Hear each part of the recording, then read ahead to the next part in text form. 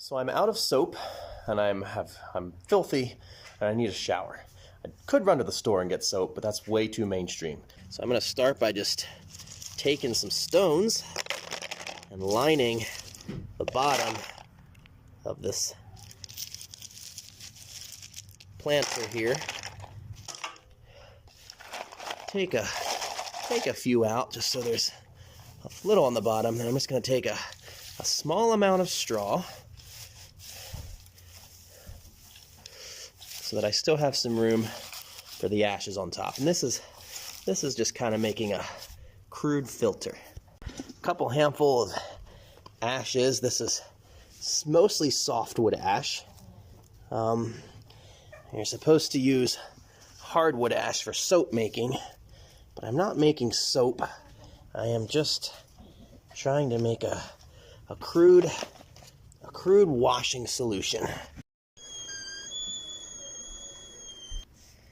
Okay, so I've got a little bowl here to catch the solution. I've got my ash and filter. Now I'm just going to take this boiling water and pour it little bits slowly. Let it kind of sink in.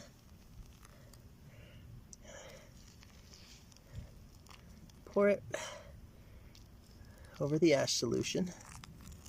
With any luck, there's a brown liquid coming out the bottom. Looks a little bit like diarrhea, but that's what I'm looking for. Now it's still steaming, but it looks like a lot of the ash did get dissolved. So this is essentially, I mean, there isn't much time to chemically leach this or anything. With the crude filtering, what this is really just doing is filtering out the more abrasive, larger particles from the ash and giving you something you can work with. So I'm going to let this cool down and see if it feels. It does feel a little bit slimy on the skin. That's good. That means it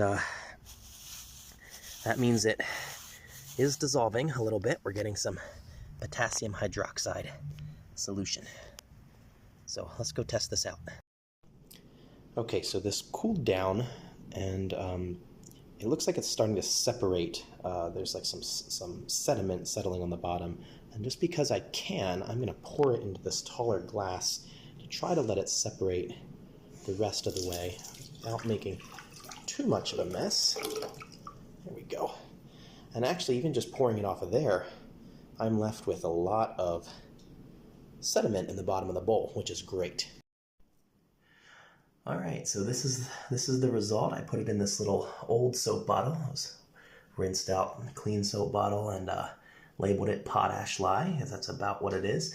I did test this with a pH test strip, and it has a pH of around 12, which is actually a little stronger than maybe is advisable to use on skin. Kind of want between 8 and 10, but I'll just be careful with it and to rinse it off quickly. You can also wash yourself with an acid like vinegar after washing yourself with this to help it be a little more gentle on your skin and not leave any residue here. But I'm going to do a little test. I have some butter smeared on my hand here, and I want to wash this off.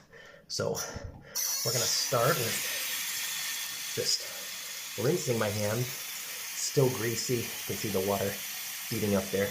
I can't get it off with just water, so we're going to try our washing solution here. Okay, I set the camera down for a minute and lathered with both hands, and that worked a lot better.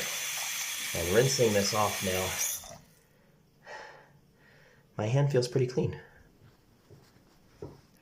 Drying it off here.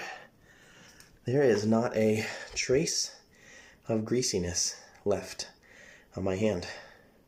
Because this can, if you're not careful, especially with a strong pH of 12 like this, can burn your skin. Chemical burns if you're not careful. But it got all the grease off my hands very well, like soap.